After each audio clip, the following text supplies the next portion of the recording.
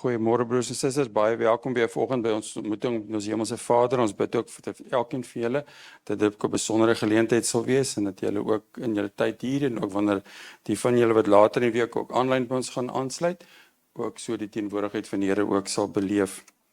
Baie welkom ook van julle wat vir die eerste keer ook hier by ons is. Ek weet Wynand en Annetjie se kinders het in die week gearriveer. Hulle is vars van die vliegtuig af of van die boot af soos in die verlede. Ons hoop ook dat julle ook hier julle voete sal vind. Die van julle wat nog nie ons nuusbrief kry nie, in die voorportaal, hier die eerste tafel is daar 'n boek waar jy net jou besonderhede kan inskryf en dan sal ons julle ook op die verspreidingslys sit. As jy by ons inskakel, is jy deel van ons net soveel soos enigene van ons wat lidmaat is, maar as jy tog op 'n punt kom dat jy sou besluit om wel amptelik lidmaat by ons te word, daar is 'n vorm ook op die tafel. Dit is baie meer 'n administratiewe ding en ook iets wat deur die regering van ons verwag word om lidmaatregister te hou. Dit bied jou ook die geleentheid om ook deel te wees van sekere besluite en sekere funksies binne die gemeente wat deur wetgewing net vir lede van die organisasie of dan van die gemeente is. Ons tog vra as julle dit wil oorweeg, as jy meer wil weet, kan jy met my of Dominee Pieter ook na die tyd gesels. As jy die vorm invul, kan jy ook dan vir enige van ons twee gee. Dan die katekese na afgeloop van die erediens, soos ook op die nuusbrief is, en dan ook in die week ontvang julle ook dan van Dominee Pieter die lesie vir die week, wat julle ook dan met julle kinders ook by die huis mee kan deurgaan. In die week het ons weer 3 verjaarsdae, die 24ste Angelique de Bruin, die 25ste Heinrich Derheim en Joe Wilson, en dan die 27ste Johan Emke. Ons wens julle elkeen 'n baie geseënde verjaarsdag en dat die Here ook julle sal seën ook in die nuwe jaar. Dan by die tafel vir die buitekant is die nuwe challenge koerantjie. Daar is die vorige uitgawes daar en ook die nuwe uitgawe. Daar is baie interessante artikels daar. Veral vir mense wat 'n mens wil help om ook te verstaan wat dit beteken om ook aan Christus te behoort en 'n kind van hom te wees. Neem hom, deel hom uit. Hy's gratis vir die van julle wat dit ook so by na mense toe wil uitreik. Ons Bybelstudiesgroepe vergader ook, soos dit in die nuusbrief is, hou dit ook maar net dop. En dan Dominee Gawie en Dominee Pieter is ook dan nou besig weer met hierdie jaar se huisbesoeke. En dan dink ons ook in besonder aan Erika Smith van Northam. Sy is ook in die week in borskanker gediagnoseer en ook gaan binnekort vir operasie. Ons vra dat die Here ook haar ook sal dra. En dan ook ons voorbereiding van Bali uitreik, die 23ste tot die 31ste Mei, wanneer ons ook groep mense weer Bali toe gaan. Ons sal ook so volgende Sondag ook vir julle 'n bietjie meer inligting daarvan gee. Dankie nou Pieter.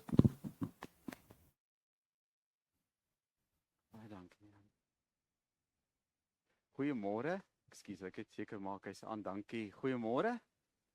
Ek is regtig, dis vir my altyd so lekker om saam met julle te wees en vandag is nou natuurlik 'n baie besondere dag. Ek gaan nou vir julle ietsie daaroor sê. Ek wil net ek kom agter, ek het 'n groepie op WhatsApp geskep vir die ouers om vir hulle die lessies te gee wat hulle dan in die week met die kinders kan behandel. En ek kom agter dat sommige van daardie ouers ontvang dit nie. Nou dit is, julle moet onthou dat ek is nou nie in die generasie wat hulle sê tech-savvy is nie. Is dit tech-savvy? Ek weet nie wat die regte woord is nie, maar die probleem is dat ek het 'n community geskep en binne die community het ek die tyd met Jesus groepie geskep. Toe delete ek die community en nou lyk dit vir my die tyd met Jesus groepie hang nou so iewers in die lug. So party kry dit nie, maar ek wil graag hê julle moet regtig vrymoedigheid neem vir my bel as julle sê julle het kinders en julle kry dit nie op WhatsApp nie, dat ek seker maak dat julle naam op daardie groep is en dat julle daai lesse dan met julle kinders kan deurwerk so in die loop van die week. Nou wat vir oggend betref, dis 'n herdenkingsdiens. En vandat ek in Australië gekom het ek agtergekom dat, soos wat ons ook almal weet, ons het familielede, vriende, wat met die loop van 'n jaar uiteindelik ook ons vooruitgaan, soos ons sê, nê, wat heen gaan om by die Here te wees. En baie van ons het selfs nie eers die voorreg om dan 'n begrafnisdiens by te woon nie. En dit is tog so belangrik dat ons ook iewers in ons eie hart by geleentheid vir die Here so dankie sê vir hierdie mense wat hy aan ons in ons lewe toevertrou het. Ek vat my eie ma, my eie pa, my skoonma, my skoonpa en dan natuurlik my eie broer wat ek regtig so lief gehad het, wat met sy dood toe hy op 17 oorlede is, het my hele lewe verander. Dat die impak wat hulle op my lewe gemaak het, is iets wat deel is van ons DNA as ware soos wat ons lewe. En die gedagte vandag is om jou te inspireer, in plaas van net om te kom by 'n punt van aanvaarding. En ek wil die Here daarvoor vertrou dat hy dit deur sy woord en sy gees sal doen. Nou julle sal onthou verlede Sondag het Paulus in daardie gedeelte wat ek vir julle gelees het gesê dat die Here het ons voorbestem tot heerlikheid. En interessant, aan die einde van die eerste brief in Korinte kom hy dan om vir ons te sê presies wat bedoel hy met hierdie heerlikheid waartoe die Here vir ons voorbestem het. En ek wil vir die Here vertrou dat hy regtig vir julle almal nie net gaan troos nie, nie net gaan bemoedig nie, maar vir julle gaan inspireer om julle lewe aan hom toe te wy. Ek kan dit nie beter as Paulus self stel nie. Ek wil begin deur vir julle net hierdie te lees. In Tessalonisense die eerste brief, hoofstuk 4, sê Paulus: Ons wil hê dat julle nie onkundig moet wees oor wat met die ontslapenis gaan gebeur nie. Dan sal julle ook nie treur nie, soos die ander mense wat geen hoop het nie. Ons glo immers dat Jesus gesterwe, maar ook opgestaan het. En net so glo ons ook dat God saam met Jesus die ontslapenis wat in hom geglo het, na hom toe sal neem. Daai laaste paar woorde. Ons glo dat hulle by die Here is. Dit is die mooiste en dit is die beste wat ons uiteindelik ook vir hulle en vir onsself kan toebid in die tyd. Maar omdat dit gaan om by die Here te wees, ons moet onthou dis nie 'n voorreg wat eers met die dood vir ons 'n werklikheid is nie. Soos ons nou hier is, deel ons reeds in die heerlikheid. En dis waar ons hier saam is. Dis hoekom julle hier is. Want met daai heerlikheid wil die Here vir julle uiteindelik bedien met sy liefde en sy genade. So terwyl ons sit, kom ons sing hierdie gebed saam.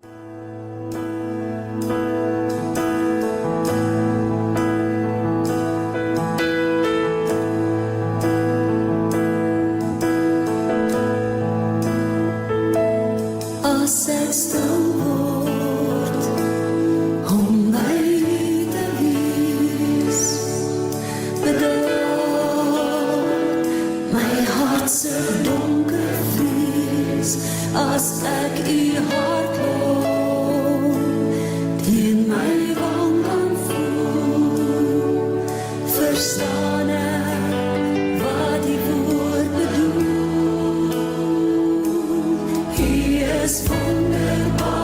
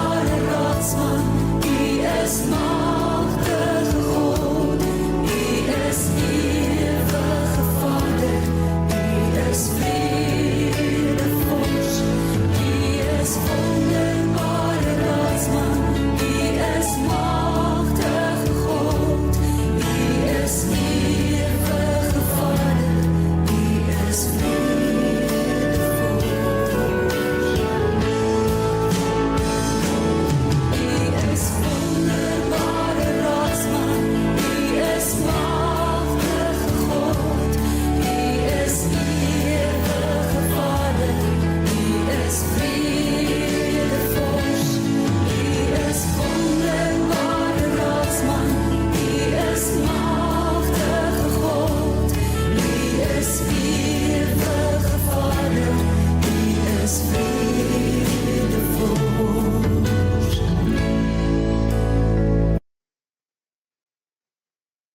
Here, ons is die gemeente en in U is ons almal een. Gedring deur die liefde het ons alle mense lief. En ons vind ons vreugde daarin om hier vir U saam te aanbid, getrou vir mekaar om te gee en te lewe. Here, verheerlik U self in en deur ons, sodat verlorenes gered en gebrokenes heel kan word. U voeg hulle by en saam beywer ons vir U koninkryk. Amen. Geliefdes, genade en vrede vir julle van God ons Vader en van die Here Jesus Christus. Ons bekendste en wonderlikste lied, kom ons staan en sing ons dit saam, die oorwinningslied.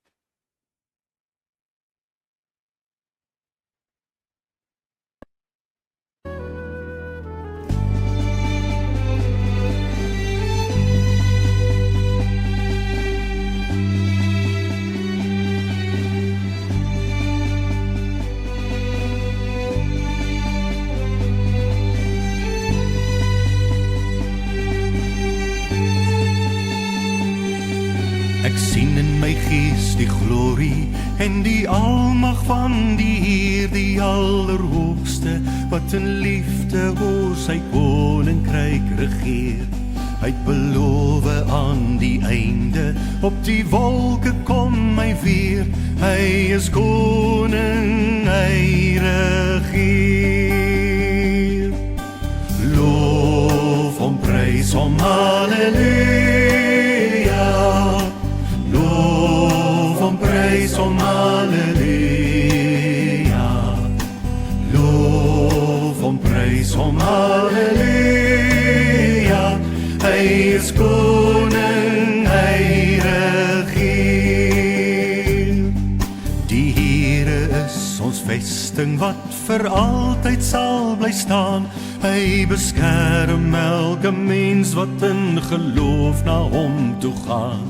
Hy is ons skuiling, hy is ons wapen, hy het die vyand reeds verslaan. Hy is die rots wat ewig staan.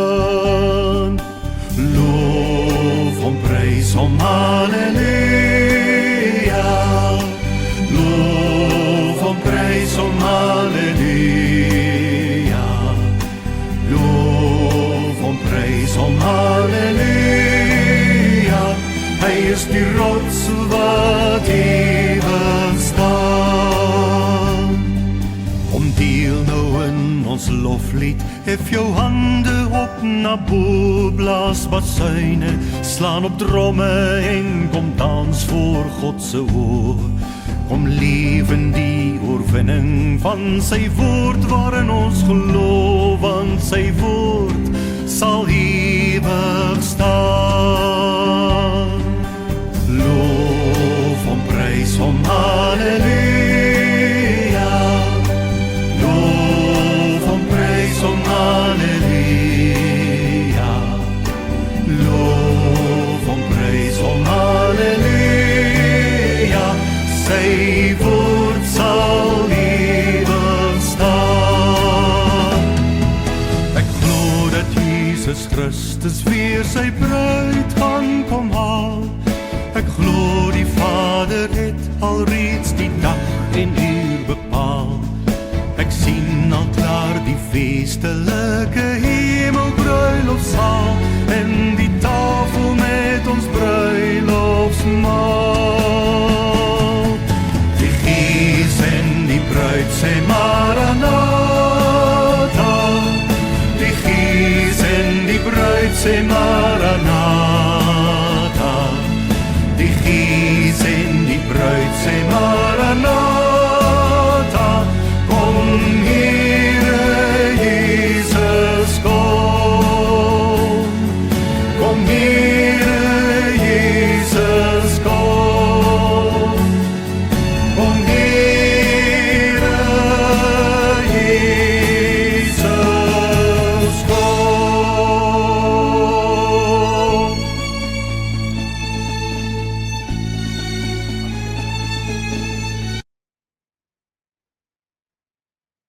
Nou net voordat ek gaan nou voor die skriflesing weer vir julle 2 gedeeltes gee. En baie keer vra mense vir my, wanneer gaan ons weer die wet en die geloofbelijdenis? Nou die van julle wat sal weet, volgende Sondag moet ons daarby kom.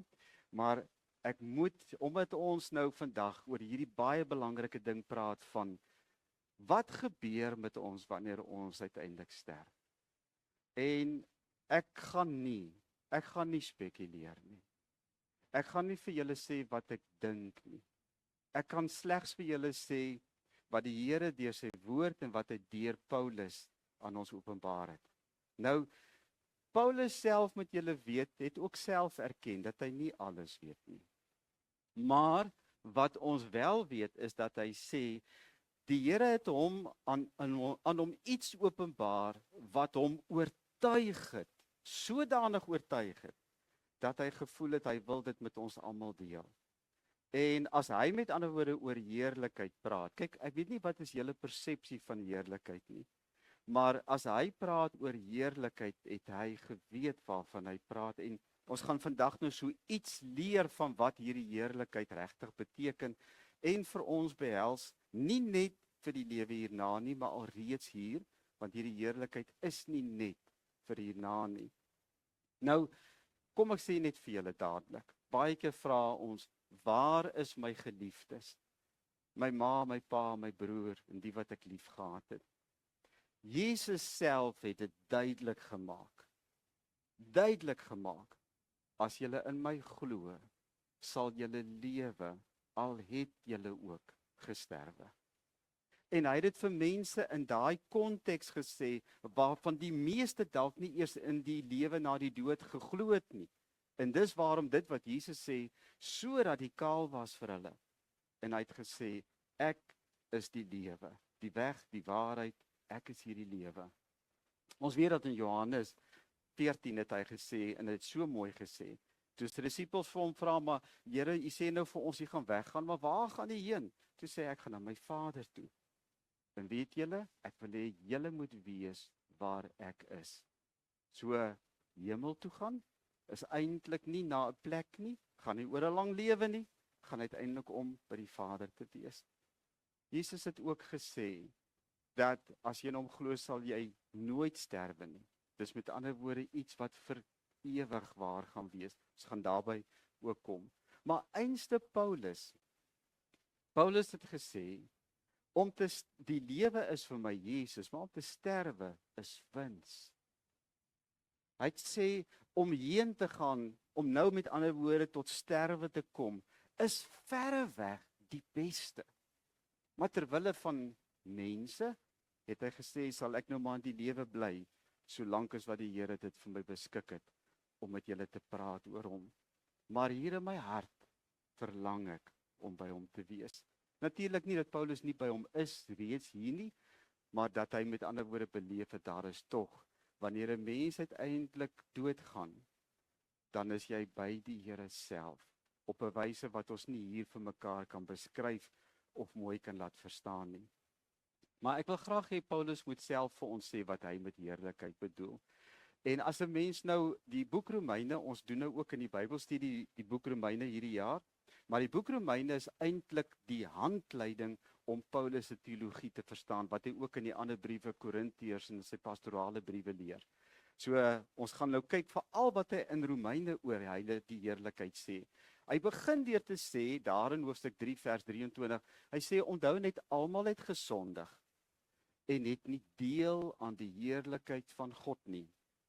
Maar, en dis 'n groot maar hierdie hoor, maar hulle word sonder dat hulle dit verdien, op grond van sy genade vrygespreek, vanweë die verlossing in Jesus Christus. En dit wat met ander woorde Paulus hier besig is om vir ons te sê, julle kan nou self hoofstuk 3 gaan lees. Hy sê ja, as sondaar, as 'n sondige mens het ek nie deel aan die heerlikheid van God nie. Maar nou dat ek in Jesus glo en deur hom vrygespreek is, deur hom letterlik skoon gewas is, geheilig is, waardig gemaak is, het ek weer deel daaraan. En dit sê hy so mooi in hoofstuk 5 vir ons. Hy sê, deur Jesus het ons in die geloof ook nou vrye toegang nou verkry. So waar ons eers nie deel gehad het aan die heerlikheid van God nie, het ons nou deur Jesus vrye toegang gekry tot hierdie genade waarin ons nou vas staan. En ons verheug ons ook in die hoop om nou deel te hê aan die heerlikheid van God. Ek wil hê julle moet weet dat dit verander. Met ander woorde, sondige mense wat uiteindelik nie in Jesus glo nie, kan nie deel in die heerlikheid van God nie. Ons wel, wat in hom glo, het nou hierdie hoop dat ons uiteindelik in die volle heerlikheid gaan deel. Maar reeds ook nou al. En dan kom hy in hoofstuk 8, natuurlik die mooiste gedeelte vir my in die Bybel, en hy sê die volgende. En dis waarom ek vir julle sê, en dit is, ek wil hê julle moet die taal kyk wat Paulus gebruik.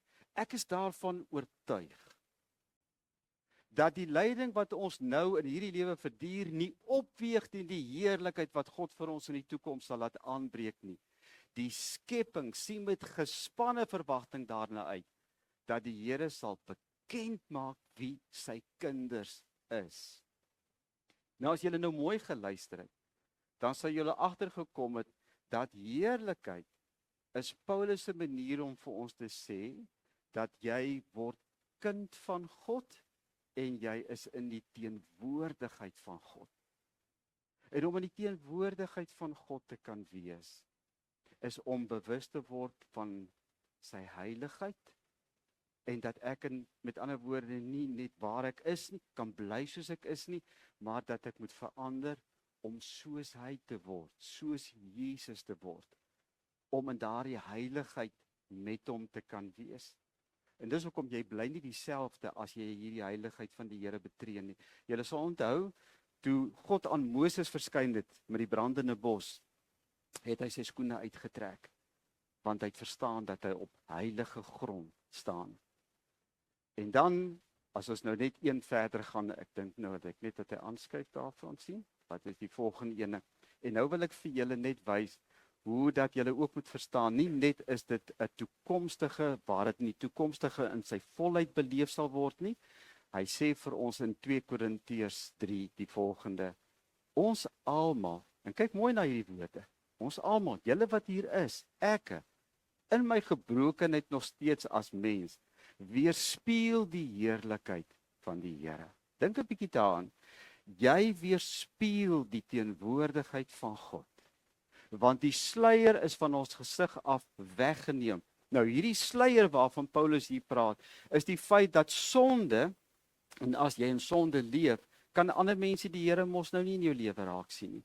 Maar nou, hoe meer en meer ek en jy soos Jesus word, hoe meer ons begin praat soos hy, optree soos hy met liefde, begin ander mense God sien. As hulle God begin sien en in sy teenwoordigheid kom, beleef hulle hom, en dit is heerlikheid. Dit is heerlikheid. Hy sê ons word al meer verander om aan die beeld van Christus gelyk te word. Die heerlikheid wat van ons uitstraal, neem steeds toe. En dit is nie omdat ons so goed is nie. Dit is omdat die Heilige Gees dit in en deur jou en my doen. So hier, vanoggend, waar jy nou is, op hierdie oomblik, is die heerlikheid van God. Hy is hier teenwoordig, hoor. En daarom as ons daardie lied sing, Majesteit, ek wil hê ons moet dit net so terwyl ons dit saam sing. As ons sing Majesteit, glansryke heerlikheid, dan sing ons van sy teenwoordigheid. Kom ons sit net so, dan sing ons dit saam. Majesteit,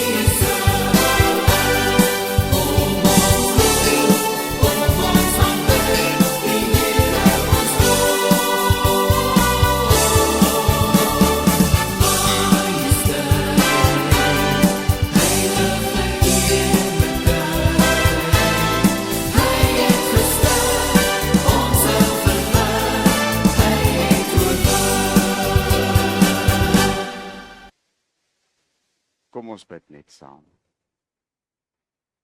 Ons Vader,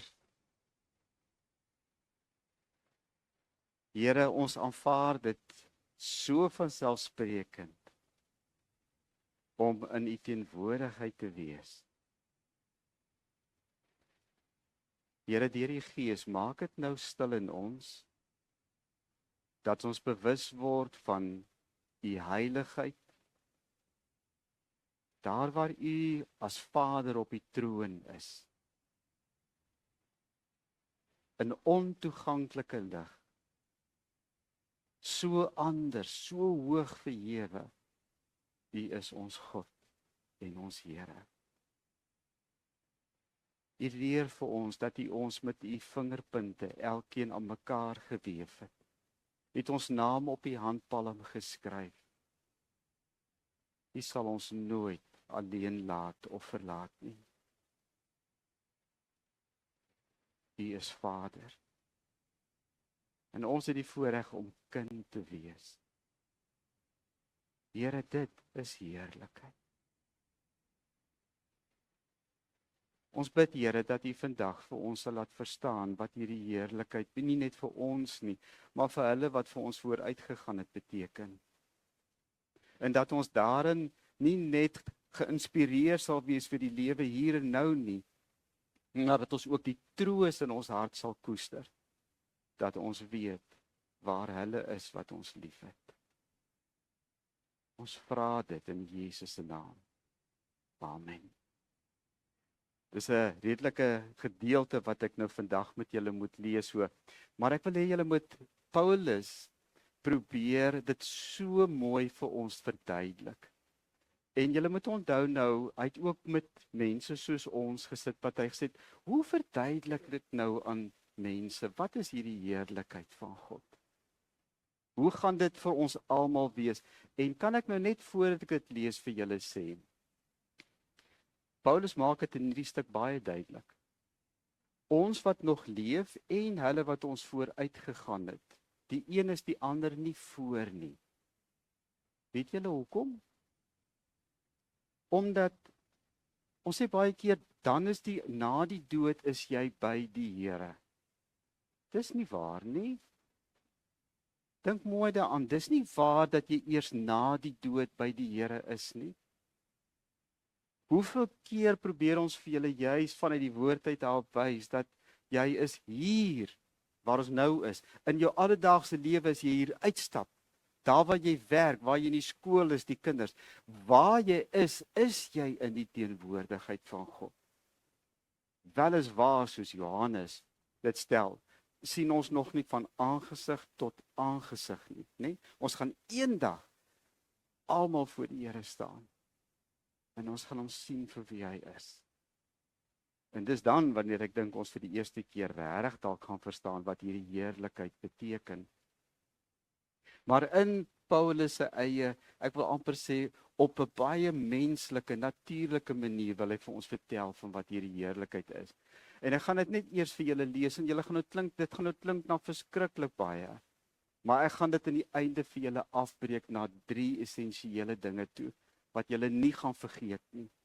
So kom ons luister, net Fransien kan dit vir my aanskuif. Ek wil dit graag sommer maar uit die Bybel self hier voor my lees.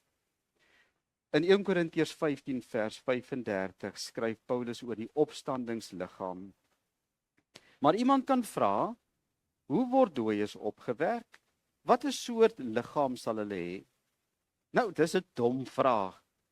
Wat jy saai, kom tog nie tot lewe tensy dit eers sterwe nie. En wat jy saai, saai jy nie in die toekomstige gestalte daarvan nie, maar as 'n blote saadkorrel, of dit nou koring is of iets anders.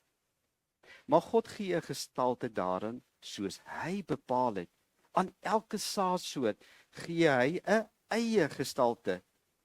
Die vleis van lewende wesens is nie alles eenders nie. Daar's 'n verskil tussen die vleis van mense en van diere, van voëls en van visse. Daar is hemelliggame en daar is aardse liggame.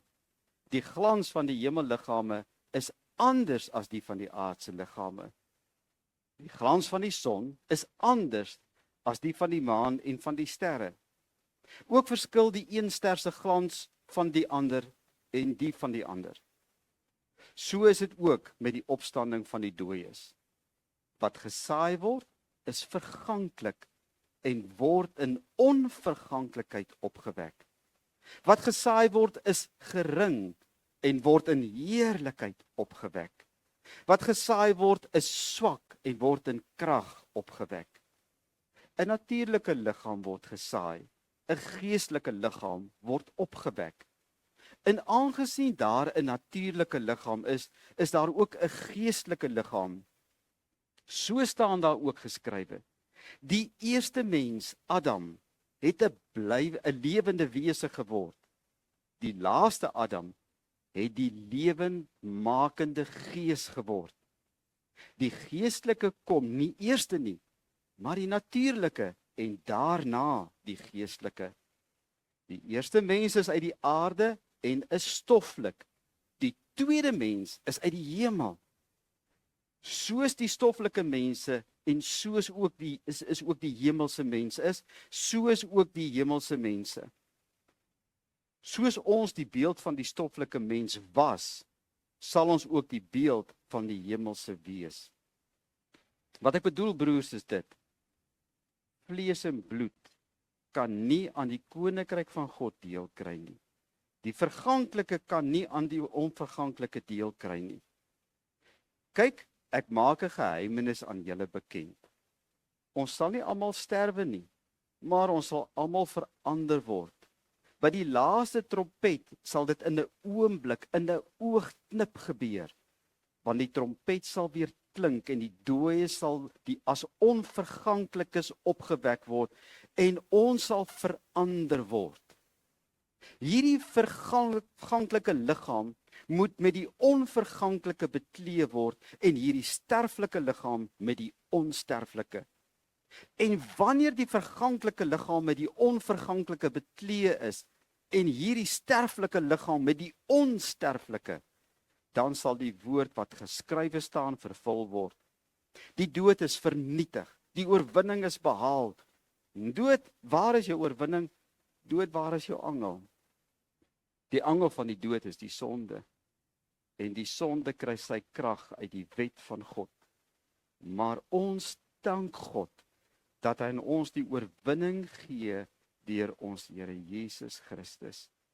En daarom, liewe broers, susters, wees standvastig, onwankelbaar, altyd oorvloedig in die werk van die Here, omdat julle weet dat julle inspanning en julle diens van die Here nie te vergeefs is nie. Nou, ek gaan net tot daarso vir eers net lees. Wat ek begin weer vir julle te sê is dat, kyk, as 'n mens in die rouproses, mense wat nou baie slim is en sê, almal van ons wat al iemand aan die dood afgestaan het, gaan daar basies deur 5 fases. En ek weet dit is waar, ek het self daardeur gegaan, so ek weet dat hierdie fases is min of meer, en nie almal beleef daai fases dieselfde nie. Maar die feit is, jy gaan op een of ander wyse, op een of ander tyd daardeur. En die eerste fase natuurlik is ontkenning. 'n Mens kan nie glo dat dit met jou geliefde gebeur het nie. Het sy 'n kind, 'n pa, ma, 'n man of 'n vrou. Dis 'n skok en jy kan nie aanvaar en glo dat hierdie persoon is nie meer by jou nie. Die tweede fase is die fase wat 'n worsteling is. Dis waar jy kwaad word, waar jy vir die Here sê, hoekom Here? Waarom het dit gebeur? Hoekom jy so gebeur?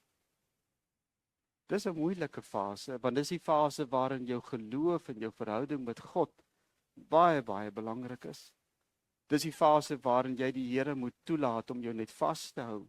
Dis die fase waarop jy antwoorde moet laat gaan en troos by die Here self vind, want daar is nie antwoorde nie. En dan die derde fase wat daaruit voortvloei, is die fase van selfverwyd. Dis die fase van waar jy jouself verkwalik vir die wyse waarop die persoon dat jy nie daar was nie lank voor die tyd geweet het nie, dat jy nie meer tyd gemaak het nie meer gesê het dat jy daai persoon lief het nie. Dis daai fase waar jy met al hierdie skuldgevoelens rondloop. En dan natuurlik kom ons by die fase waar jy begin aanvaar. En waar jy soort van vrede begin kry. En weet julle, dit is gewoonlik waar ons sê dit stop. Maar daar is baie mense wat vandag sê, ook as 'n mens na die woord van die Here kyk, is dit nie waar dit stop nie. En dis waar ons vandag is. Want jy stop nie net by verlies en aanvaarding, dat die persoon wat ek lief gehad het nie meer by my is nie. Die Here wil met jou verder gaan. En die verder te doen, hy wil hê jy moet die betekenis verstaan van dit, en jy moet geïnspireer word deur dit. En dis waar ons vandag is. En daarom het ek vir julle gesê, die bedoeling vandag is nie om vir jou hartseer te maak nie. Die bedoeling is presies dit waarmee ek begin het, wat Paulus sê, ek wil nie hê julle moet onkundig wees nie. Ek wil hê julle moet weet en verstaan, nie net wat met jou geliefdes gebeur het nie, maar ook wat met jou en my gaan gebeur. Weet julle, dat soos wat ons hier sit, wie van ons weet of ons môre of oormôre nog hier gaan wees? Baie keer dink ons aan volgende jaar. Dis hoekom die Bybel vir ons leer, as dit die Here se wil is en ek leef, sal ek dit of dat doen. Ons almal leef asof ons vir altyd op hierdie aarde gaan wees. Maar dis nie hoe dit bestem is om te wees nie. Ek en jy is voorbestem om uiteindelik by die Here te wees. En daarom is hierdie aardse lewe en alles wat daarmee gepaard gaan, is waar die Here besig is om jou en my te vorm en ons gereed te maak, sodat wanneer die dood uiteindelik kom, ek en jy gereed is om hom van aangesig tot aangesig te sien. Nou in die gedeelte wat ons gelees het, as ek nou vir julle sou vra, wat sou julle sê het Paulus gesê oor die heerlikheid?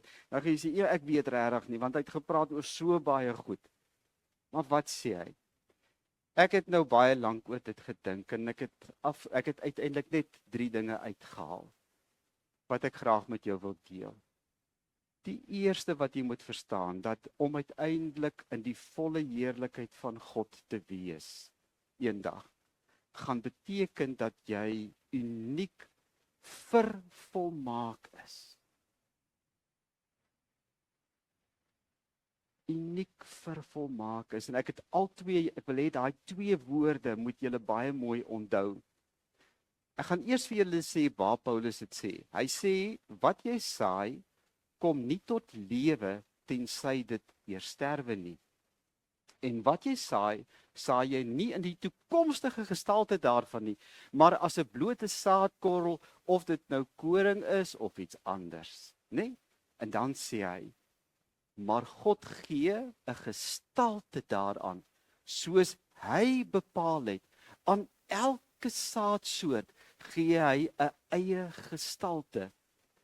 En dan kom hy by die vervolmaking, wat gesaai word, is gering en word dan in heerlikheid vervolmaak opgewek. Wat gesaai is swak en word dan in krag opgewek. Ek wil graag hê jy moet weet dat jy's uniek. As jy na jou hand kyk, en nou, Paulus het nie daai tyd hierdie goed geweet wat ek nou vir julle sê nie. In daai tyd het hy nie geweet dat elke mens se vingerafdruk in die hele wêreld is nie dieselfde nie. Geen mens wat geleef het en nog gaan leef, se vingerafdrukke is dieselfde nie. Dis totaal en al onmoontlik vir ons denke om dit te verstaan. Het julle geweet dat geen mens wat geleef het en nog sal leef in ons, se DNA is dieselfde nie. Selfs wetenskaplik sê dit is iets wat geen wetenskaplike kan verduidelik nie. Daar's 'n uniekheid in elke mens geskep wat net God voorbestem het. Ons dink so aan onsself as, ek is maar net nog 'n mens. En ek het amper 'n idee, dis nie te sê dis waar nie, maar ek het so 'n idee. Toe Paulus begin, en Paulus sê, ek wil vir julle verduidelik hoe uniek jy is. Daar's verskillende soorte saad.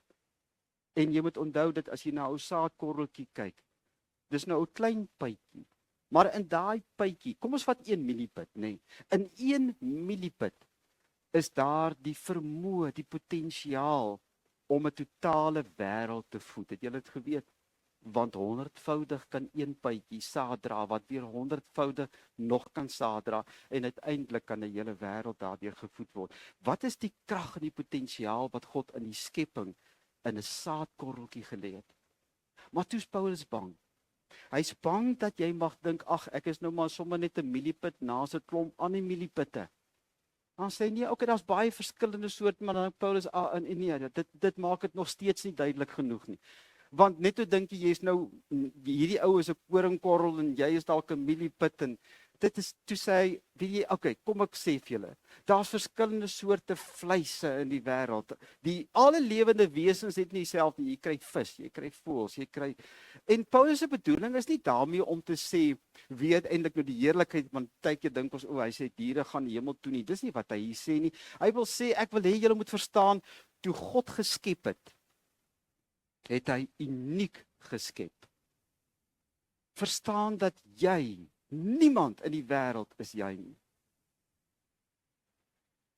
En wat hy wil hê jy moet snap is, kom ek gaan nou 'n voorbeeld, ek bly dit amper nou vergeet. Hy sê kyk na die hemelliggame. Hemelliggame en dan hy sê geen planeet of ster se glans is dieselfde nie. Selfs die hemelliggame het God elkeen uniek geskep. Partykeer dink ons in onsself, ag ek is nou nie so mooi nie. Ek sou graag soos Tom Cruise wou gelyk het of wie ook al, maar ek lyk nie so nie. Maar ek dink nie jy en ek verstaan wat die heerlikheid van die Here is nie, want die heerlikheid van die Here beteken dat hy het jou gemaak om te wees wie jy is. En daai potensiaal, almal wat ons vooruit gegaan het, hulle weet meer vandag as wat ons weet, dis wat ek verstaan. Maar hulle is nog nie daar nie, want hierdie deel waarvan Paulus hier praat is wat vir ons almal wag. En hy sê die een is die ander nie voor nie, die wat lewe en die wat gesterf is nie mekaar voor nie, want hierdie, wanneer mens ons vervolmaak sal word, is wat vir ons in die vooruitsig is. Maar weet julle, hy sê, in 'n oogwink, met ander woorde, dit is nie 'n kwessie van dat jy eers sal besef of weet, want vir God is 1000 jaar een dag en een dag is 1000 jaar. Vir God is tyd nie die kwessie nie. Wat jy moet verstaan is, hier is 'n Vader wat vir jou liefhet, wat jou geskep het om in 'n verhouding met hom te lewe, wat vir jou 'n tyd op aarde gee om die lewe met al die mooi en die bitter en die soet daarvan te leef en te geniet. Maar op die ou end hom te ken en hom te leer liefkry vir wie hy is. Jou karakter, jou persoonlikheid, dis uniek. Niemand van julle is dieselfde nie. Maar ons almal het die Here in ons. Ons almal deel in hierdie heerlikheid wat hy vir ons gemaak het. En weet julle, die Here gaan jou vervolmaak. Daarom hierdie argumente, gaan ons babietjies wees, gaan jy jonk wees, gaan jy oud wees, julle verstaan nie.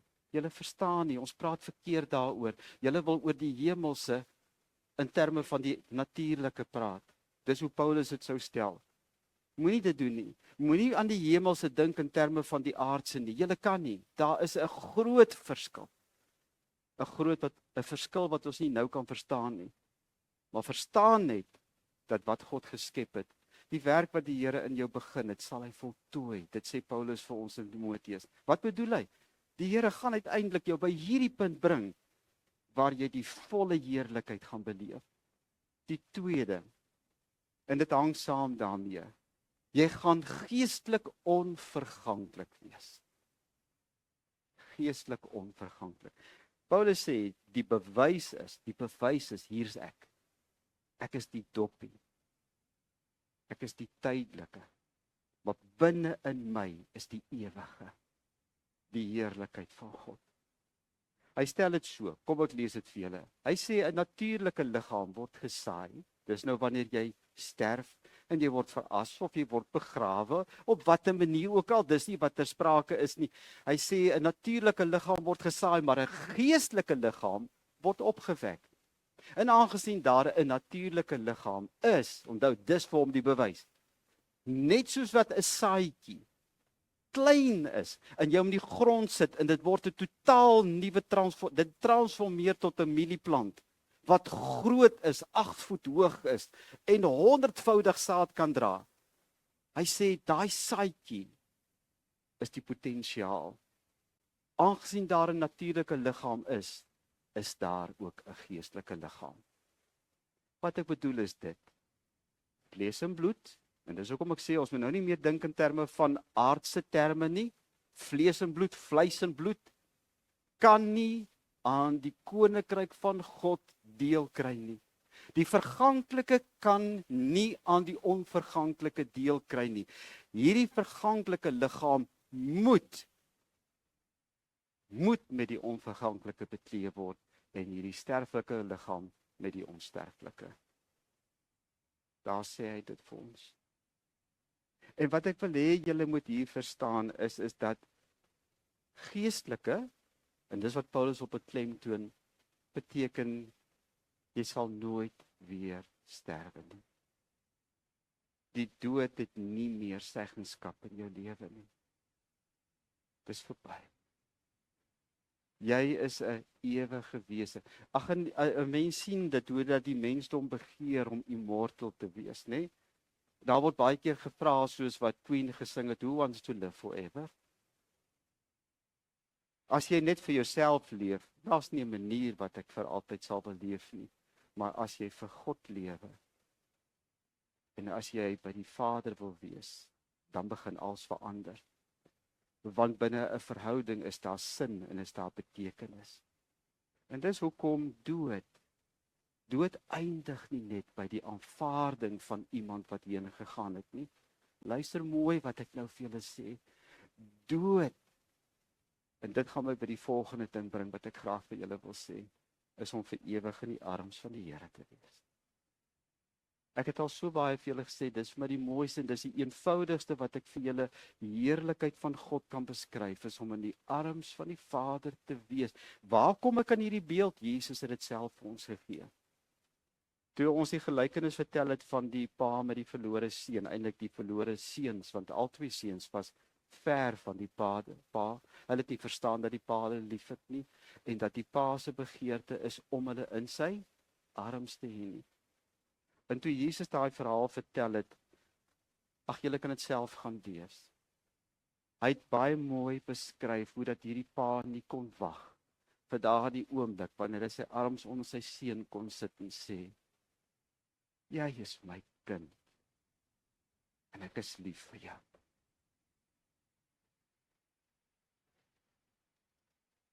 Dis waarheen ons almal op pad is.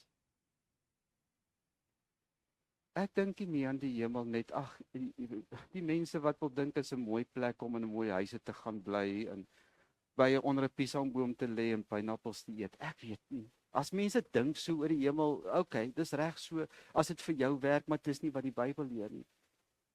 Die Bybel leer dit gaan oor hierdie om vir ewig in die arms van God te wees en daarom sê Paulus, en wanneer hierdie verganklike liggaam met die onverganklike bekleed is en hierdie sterflike liggaam met die onsterflike, dan sal die woord wat geskrywe staan vervul word. Waarna verwys Paulus? Dis die belofte van God. Die dood is vernietig, die oorwinning is behaal. Die angel van die dood is die sonde, en die sonde kry sy mag uit die wet van God uit, want die wet is soos 'n spieël wat vir jou net sê, ek kan nie deel hê aan die heerlikheid van God nie. Maar, weer eens daai maar ons dank God dat hy aan ons die oorwinning gee deur ons Here Jesus Christus. Dis die ewige heerlikheid waarvan ons deel het.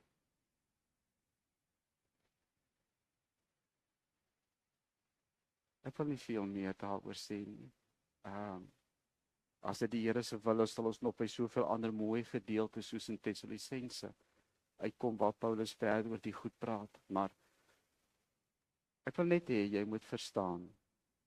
Hulle wat ons vooruit gegaan het, is ons nie voor nie. Hulle is ons nie voor nie. Solank as wat ek en jy in hierdie wêreld mag lewe vir die Here, solank as wat hy dit bepaal, kom ons geniet dit. Kom ons vind ons vreugde om te doen wat goed is en wat tot eer van die Here is. Kom ons vind ons vreugde daarin om sy teenwoordigheid te beleef, want hy laat ons toe. Jesus, toe daai voorhangsel, het julle geweet, toe die voorhangsel met die kruis dood geskeer het, net van bo na onder, is amper asof God hom so oop geskeer het.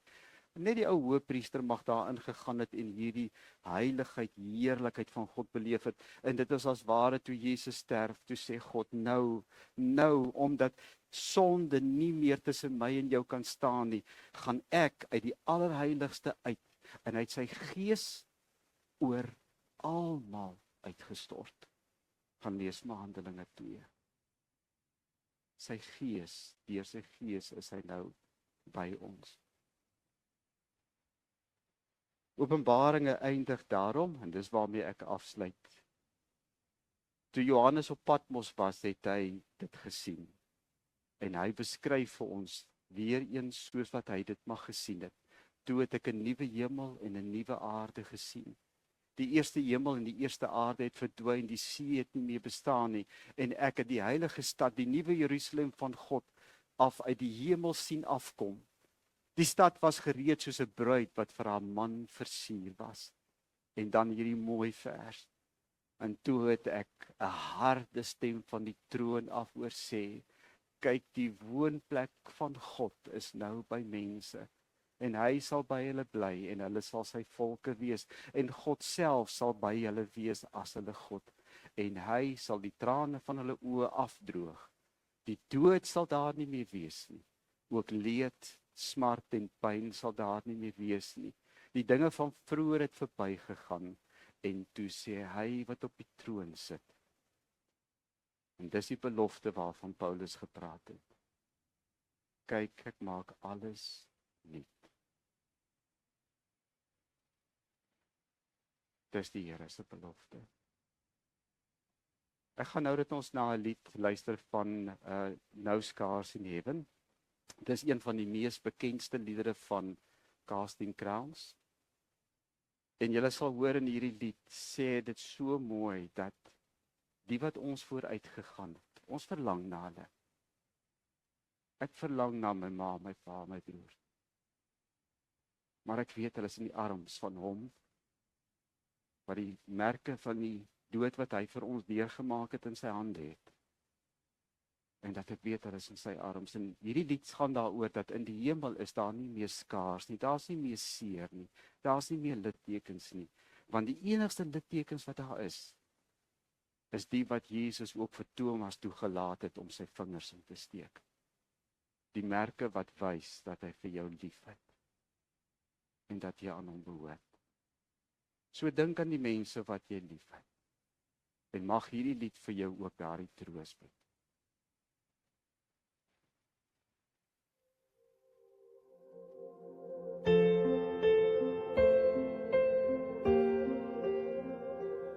If I had only known the last time would be the last time, I would have put off all the things I had to do. I would have stayed a little longer, held on a little tighter. Now what I'd give for one more day with you. 'Cause there's a wound here in my heart where something's missing, and they tell me that it's gonna heal with time.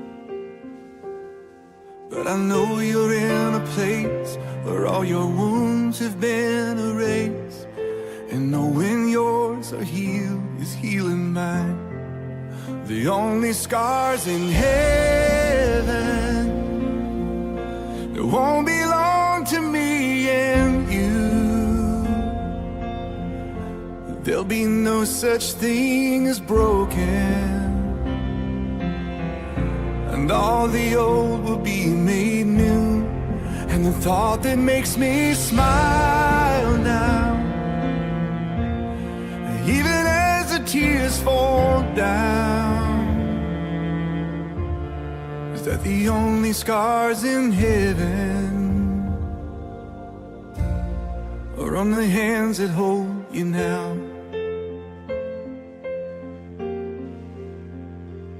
I know the road you walked was anything but easy.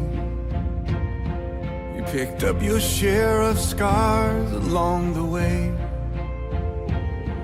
Oh, but now you're standing in the sun. You fought your fight and your race is run. The pain is all a million miles away. The only scars in heaven that won't belong to me and you. There'll be no such thing as broken, and all the old will be made new.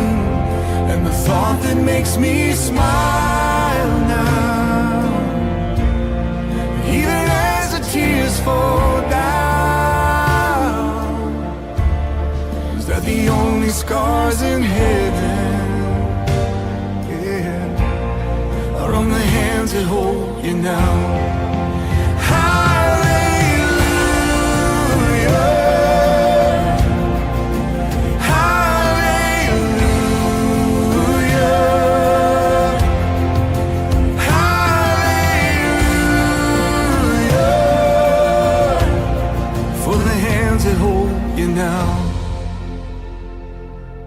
There's not a day goes by that I don't see you.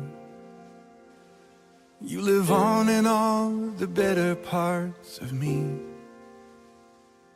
Until I'm standing with you in the sun, I'll fight this fight and this race I'll run, until I finally see what you can see. Oh, the only scars in heaven that won't belong to me and you. There'll be no such thing as broken, and all the old will be made new. And the thought that makes me smile now, and even as the tears fall down, is that the only scars in heaven are on the hands that hold you now. Kom ons bid saam. Onse Vader, ons sê vir U dankie, Here, vir al die mense wat ons in ons lewe kon geken het, wat aan ons geleen is. Ons familie, ons vriende. Kosbare mense, Here. Ook gebroke mense soos ons wat gedeeltelik die heerlikheid hier op aarde van U kom beleef het. Maar wat ons weet, reeds die volheid baie beter verstaan as wat ons verstaan.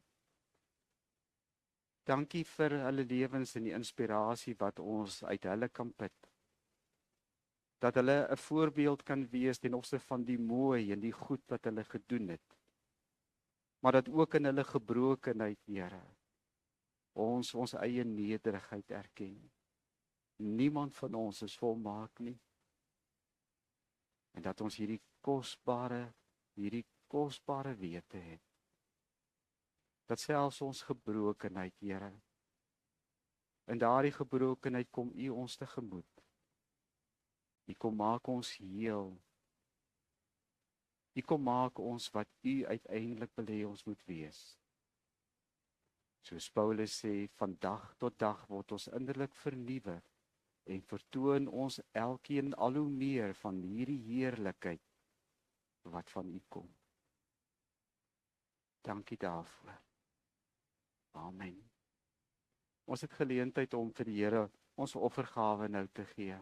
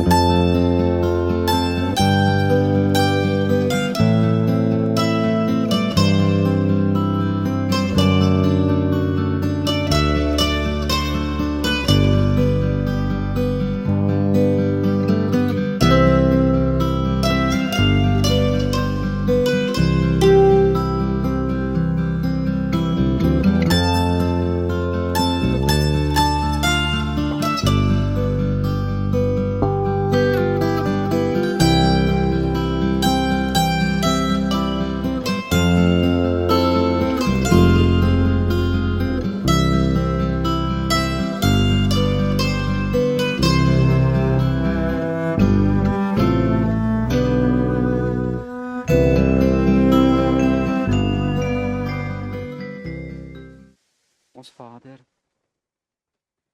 dankie Here vir wat ons in die lewe van U hand ontvang, die daaglikse brood. Here, U is so 'n goeie God. U is goed vir ons. En daarom eer ons U met ons hele lewe, ook met dit wat ons nou geskenk het. Gebruik dit om U self te verheerlik. Dis ons gebed. Amen. Ons gaan die bekende, ek sien 'n nuwe hemel kom. Ons sing hom nie baie dikwels nie, maar na aanleiding van hierdie laaste gedeelte wat ek met julle behandel het, die Openbaringe uit, kom ons staan en dan sing ons van hierdie nuwe hemel wat kom.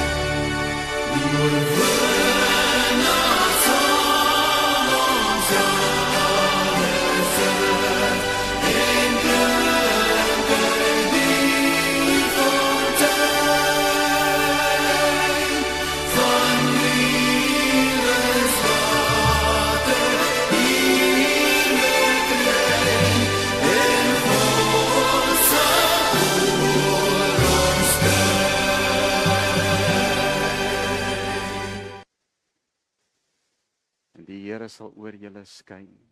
Die genade van ons Here Jesus Christus, die liefde van God ons Vader en die gemeenskap van die Heilige Gees sal met elkeen van julle wees en bly, waar julle ook al gaan. Amen. Baie mooi en 'n geseënde dag vir julle.